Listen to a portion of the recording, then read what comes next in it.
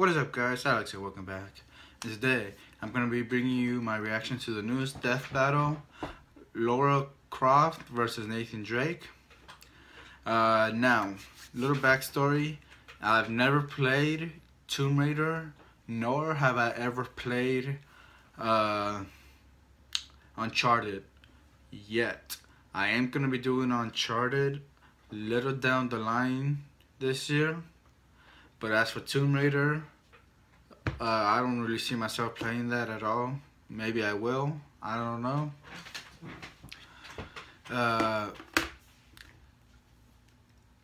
So I really have. I'm going into this blind with no expectations from either of them. But if I had to choose one, I would go with Drake. Mainly because I know a smidge, like literally a smidge more of him than I know of Croft. But yeah, no expectations. If he loses, I'm cool. If he wins, also cool. So without any further ado, let's get into this. This episode of Death Battle is brought to you by Go90, the free digital entertainment service featuring TV shows, original series, esports, concerts, live sports, and behind-the-scenes access to some of your favorite musical artists. Watch Go90 free on your phone, tablet, laptop, or cast to your TV. Visit Go90.com or download the app on your iOS or Android device today, and be sure to check out Rooster Teeth's new original series, What Do You Know?, exclusively on Go90. Kind of cool, actually. Sometimes an archaeologist needs a bit more than a shovel and brush, especially when they're on the hunt for the most legendary of treasure. Yeah, if it were that easy, everyone would be doing it. The best treasure hunters are the ones with the brawn to match their brain. Like Lara Croft, the Tomb Raider. And Nathan Drake, seeker of the Uncharted. He's whiz and I'm boomstick. And it's our job to analyze their weapons, armor, and skills to find out who would win a death battle. Most people spend their entire lives in pursuit of wealth, status, and power. But Lara Croft was lucky enough to be born into them. However, despite attending the best schools and living in her own mansion, she was missing one crucial thing: adventure. And rich people are always looking for some crazy way to help keep themselves entertained. But if you have a lot of I've money also never and you seen take that a lot of movie. trips, it's good odds that one of those trips is bound to go horribly wrong. Yep. And guess what? It did! Before she was even old enough to order a drink, a crash landing left her stranded in desolation. She had to learn for herself how to adapt and survive for over a week before returning to civilization as a whole new lady. In whatever Tomb Raider timeline you're looking at, whether it's on an island or the Himalayas, Lara's destined to this life-changing fate. I'm never getting on a plane with her. Surprisingly, Lara's experience left her far from traumatized. Instead, she was inspired, hooked by the thrill of perilous adventure. So she struck out on her own, seeking lost treasure across the globe to make a name for herself. But Lara's no fool, so first she made sure she'd be ready for anything. She tracked down the best teachers she could find to learn her the ways of stealth, survival, and martial arts. She became proficient in numerous types of firearms, and her martial art of choice appears very reminiscent to kickboxing. She can even fight while blindfolded. Nice. She's basically Batman, who treasure hunts with guns. Speaking of which, Lara is famous for her trademark dual Heckler & Koch pistols. And I'm not talking about the things under her sweater, but she's also skilled with shotguns, assault rifles, submachine guns, even grenades. And she uses them to take down everything from armed thugs to T-Rexes. What? Lara is also skilled with a competition compound bow, perfect for stealth kills. And she's got enough trick arrows to make Green Arrow proud. She's got fire arrows, poison arrows, explosive tipped arrows, and even rope arrows for crossing gaps or grappling things. And while her climbing axe is supposed to be used for scaling up cliffs, you can imagine what the thing does to a human skull. Yeah. Oh wait, you don't have to. Watch. Lovely. Gruesome murder What? aside, Never mind. Lara's extensive training paid off in big ways. She's discovered the legendary blade Excalibur, the Philosopher's Stone, the Ark of the Covenant, Thor's hammer Mjolnir, and even Bigfoot. whom she also promptly killed. The Suck fuck? it, Sasquatch. She survived dinosaurs, the Kraken, a Chinese dragon, and she even found the long-lost Led Zeppelin song Stairway to Heaven. What? No. She found a literal stairway to heaven. Really? Damn. Holy shit. For a 132-pound woman, she's surprisingly strong. She's held up a heavy gate for 36 straight seconds while drowning. She also regularly pushes around enormous boulders, like the giant blocks in the Pyramid of Giza. This makes her easily strong enough to, say, punch a man through a wooden beam. Lara's also a crack shot. She can precisely tag multiple targets in less than a second, even if they're button-sized bolts or kunai flying through the air. She's skilled enough to infiltrate and escape Area 51. She's tenacious enough to take a bullet in the heat of battle and keep fighting. And she's tough enough to dive off a 250-foot cliff into water with no injury whatsoever. The highest she is dive Batman. ever recorded is 193 feet.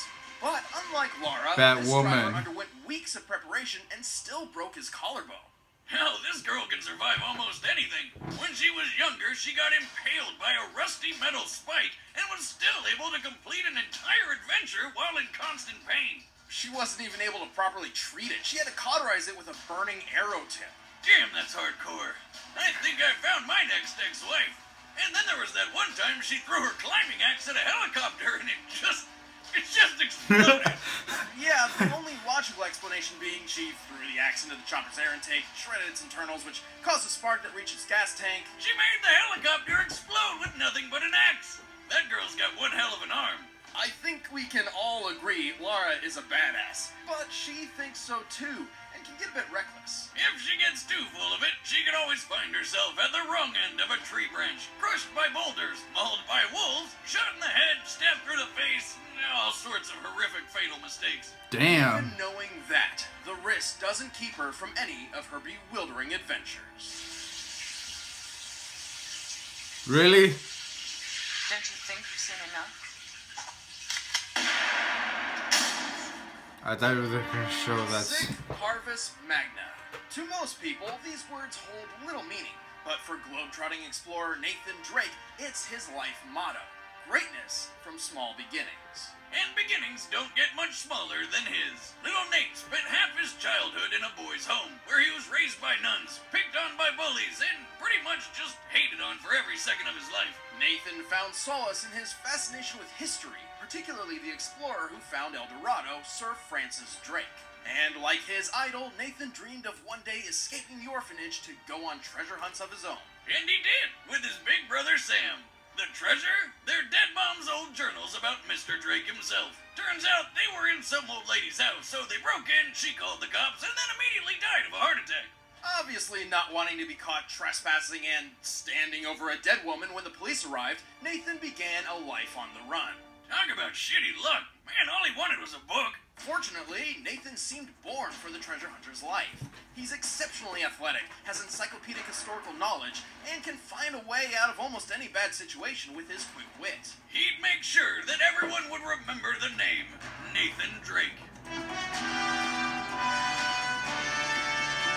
After several solo adventures, Nathan eventually teamed up with Victor Sullivan, a former Navy officer turned expert con artist. Sully taught Nathan the ways of combat, both with his fists and with firearms. Good thing, too, because it seems like everybody out there wants to take a shot at Nate. He almost always has a .45 Defender or 9mm pistol on hand, as well as a couple grenades. Nate can rack up the body count with just about any weapon he touches, including machine guns, shotguns, grenade launchers, and sniper rifles. Hey, when there's a literal army of bad guys out to kill you, you gotta become a one-man army yourself. Ready for anything, Nathan set out to follow in his idol's footsteps, and then some. He's discovered 5 lost civilizations, stopped multiple world-ending threats, and even unlocked the secret of El Dorado like Sir Francis Drake before him. Yeah, turns out it's not a city of gold, just a dead guy that turns people into zombies. Didn't see that one coming. Anyway, Nate wouldn't have done any of those things if he weren't physically fit for the job. He's strong enough to move boulders twice his size and hold up a 4-ton gate for 4 seconds. Oh shit. He can climb huge cliffs with nothing but his fingertips and constantly jumps humongous gaps without needing a running start. The standing broad jump world record is 12 feet and 3 inches. In this instance, Nathan Drake was able to make a 19-foot jump from a standstill. Damn. 19 feet! And he's always clearing similar jumps throughout his adventures. Nate's got hops, but he's also got an iron hide. The dude is constantly falling dozens of feet and just shaking it off. Like that time he did a 40-foot belly flop and got right back up like it was nothing. Ow. That could kill a normal guy.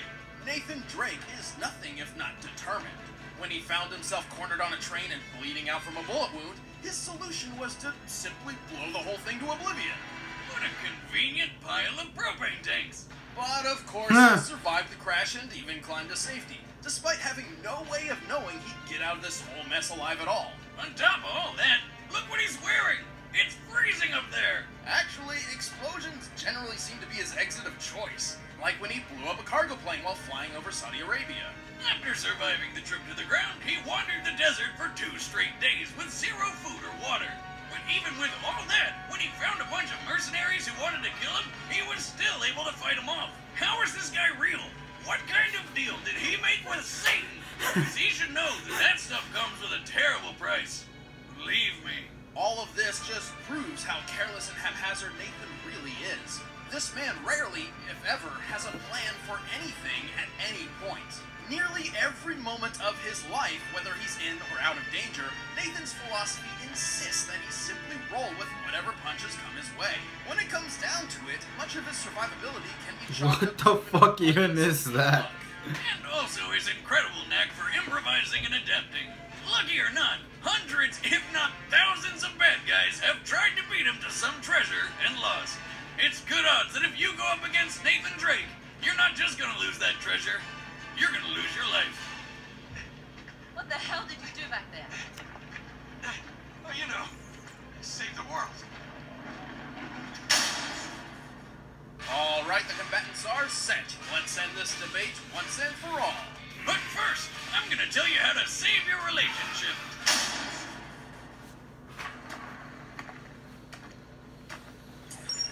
Alright. After learning all that, Damn, it's cold up here. I'm leaning a little more towards Lara. Gotcha. Stop! Turn around. Slowly. Ah, crap.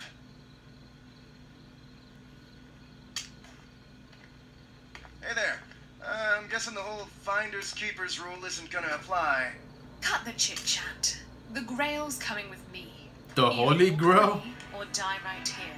Choose wisely. Okay, Missy. First rule about me.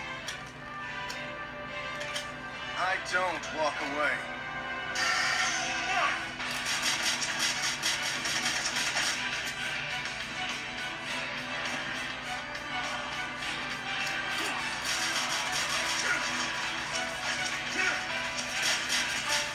Never fails. I get to the gold at the end of the rainbow and somebody tries to kill me.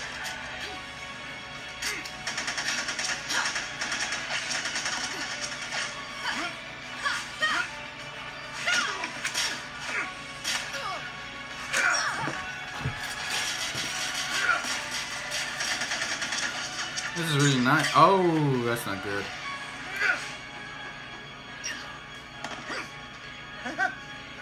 Not a scratch.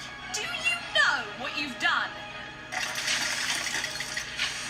That's probably not good. Nope. Okay, that's definitely... Where did that even come from? Still though.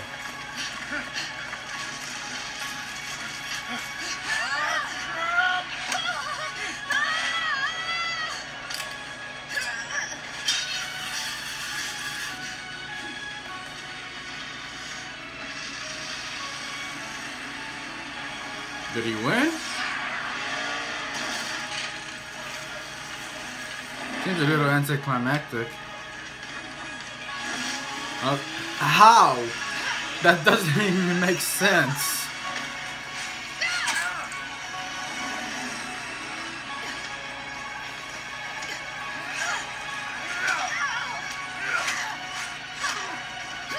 She better not jump back on that bike. If she does, I'm gonna be a little bit pissed. Sorry, have to do what I have to do.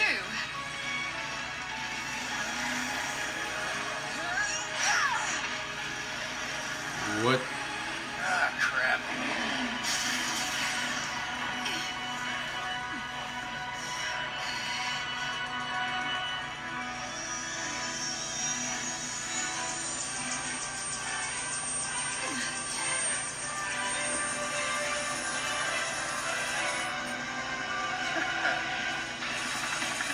But he doesn't have the grill. Does he?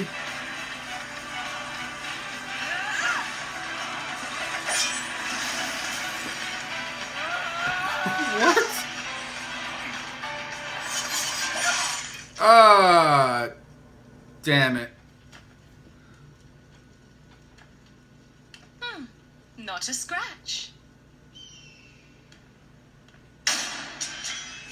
Oh well. Oh, nice shot!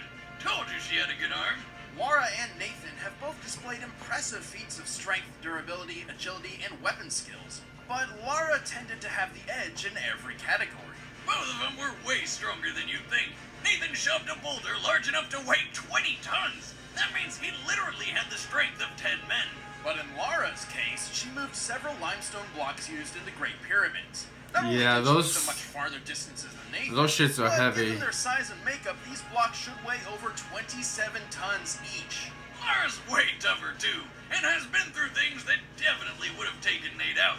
Like when she was impaled by rebar, but was still able to accomplish everything necessary to survive a hostile island for a week. Nathan suffered a bullet wound in the same area of the body, and while he powered through the pain for a short time, he soon passed out and was unconscious while under intensive care for 3 days. Take my word for it. I've been through pretty much everything you could think of, and I'd rather take a bullet than rebar any day. And that rebar thing happened when Lara was pretty young. Later, she got all sorts of combat and survival training from experts. Well, Nate was mostly self-taught, with a few pointers every so often from a con man. Also, when the pressure's really on, Lara manages to always keep a cool head. Much better than Nate. So, you got a plan C? Yeah, floor it. Getting on that train. What are you, crazy? Nathan Drake did just about everything by the seat of his pants, and eventually, luck always runs out. Yeah, she was just too crafty for him. The winner Oh is my Lara god. I'm glad I changed my answer. Next time on Death Battle. Who we got this time?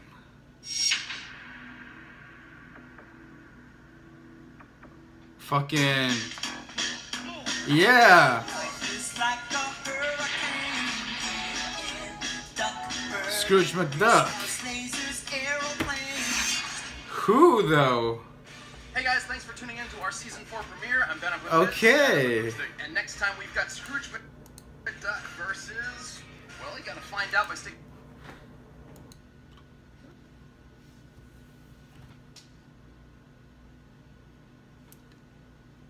Ah, fuck, what's his name? I want to say who I think he's gonna go up against.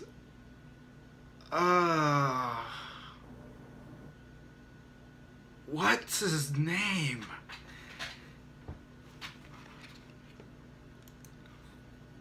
Fuck. I keep wanting to say Doug Dodgers, but no. No, not him. Ah, fuck.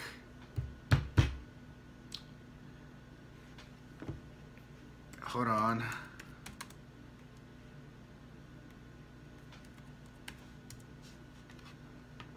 Howard the Duck, yeah. I feel like he's gonna go up against Howard the Duck. I don't know why. It just feels like it's going in that direction. But yeah, that's my thoughts on the next Death Battle. If not, maybe the real life Scrooge from Christmas Carol. Wait, it's a Carol story? Whichever. Y'all know who I'm talking about. As for this fight, I really liked it. I liked the action. I liked the fighting animation. Like I said, I'm not a huge fan of Tomb Raider or Uncharted, so it really didn't matter to me who won at the end. But luckily, I changed my answer to Laurel. So I was kind of right. But yeah, if you want to check this video out for yourselves or show this fight to your friends, link to it along with Screw Attack's channel will be down in the description as always, so make sure to check them out and support them, guys. As always, post your thoughts and comments down below. Let me know what you think. Did you like it? Did you not like it? Did you agree with the outcome? Like the video if you did. And if you want to see more reactions or previous reactions, hit that subscribe button to see more. Peace.